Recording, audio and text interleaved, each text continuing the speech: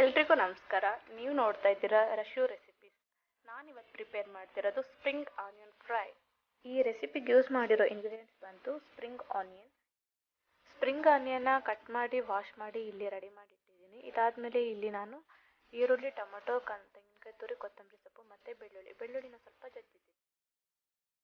Stove ಮೇಲೆ ಈ ಥರದೊಂದು PAN ಇಟ್ಕೊಂಡು ಇದಕ್ಕೆ ತುಪ್ಪ ಅಥವಾ ಆಯಿಲ್ ಎರಡರಲ್ಲಿ ಯಾವುದಾದ್ರೂ ಒಂದು ಯೂಸ್ ಮಾಡಿ, ಆಮೇಲೆ ಸಾಸಿವೆ, ಬೆಳ್ಳುಳ್ಳಿ, ಈರುಳ್ಳಿ ಇಷ್ಟು ಹಾಕಾದ್ಮೇಲೆ ನೀಟಾಗಿ ಫ್ರೈ ಮಾಡಿ, ನೀಟಾಗಿ ಬ್ರೌನಿಶ್ ಥರ ಫ್ರೈ ಆದಮೇಲೆ ಟೊಮೊಟೊ ಆ್ಯಡ್ ಮಾಡಿ.